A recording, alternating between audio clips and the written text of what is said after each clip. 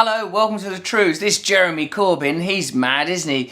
With his railing against austerity and being against the Iraq war, which we definitely should have done, and being against bombing Syria and opposing benefit caps and warning against the dangers of immigration controls and wanting to scrap Trident and wanting to provide free education for young British people and challenging sexism and thinking half of MPs should be women and that the cabinet should be elected and believing in renationalising energy companies and rail companies so they could be correctly regulated in harmony with the ecology, and wanting to bring in rent controls in London and build 240,000 more homes each year and reduce deficit with a progressive tax and reintroduce 50% higher rate tax for high earning people, and disagreeing with the monarchy but saying he won't fight it. What an absolute lunatic. What we need is an elder statesman who's run a proper government with a nice accent, and it is New Labour, and certainly don't go on too much of a progressive Google search about Tony Blair. Certainly don't look up his middle name or look for photos of him with Jimmy Savile.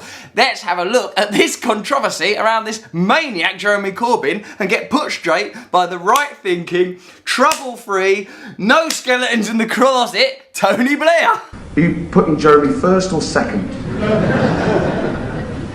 No, actually that's the Tory preference. I'm a Labour leader. Still thinks he's in charge. And it's not about an individual, it's about a platform that in the end wouldn't work for the country. And I want to stress that. I'm scared of him. He's got a really eerie quality to him, hasn't he, Tony Blair?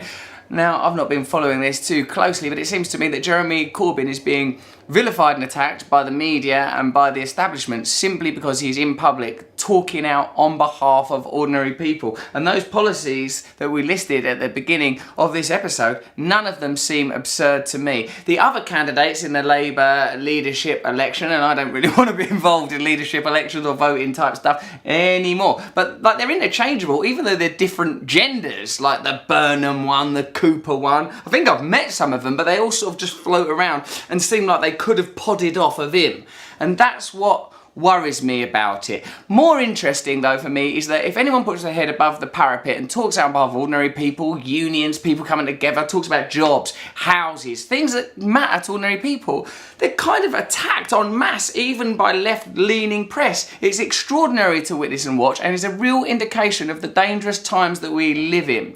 Is it right that in the 21st century, in the fourth richest country in the world, there are thousands of people sleeping on the streets? Is it right that so many young people have nowhere decent to live? No. Is it right that 1 million people are using food banks? I want a budget that shares the wealth, that eliminates the poverty, that gives the opportunities. What I suppose is a concern further down the line is when a whole nation places in charge a left-leaning government, I'm talking obviously of Greece, then superstructures impose their will. So even in a situation where Jeremy Corbyn became leader of the Labour Party and Prime Minister of Britain, you would still see the machinery of power, which we're witnessing already through like Tony Blair's constant briefing out against him and media condemnation of him. That machine would grind into more overt systems of enforcement.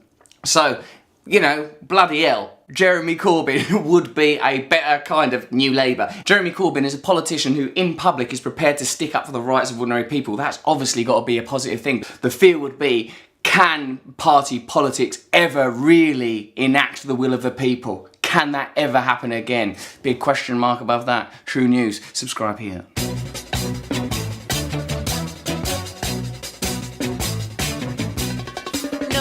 Is a tool that is abused to fool you and to leave you scared and confused. Trews is like the news. If the news was true, I want some Trews. Let's have some Trews.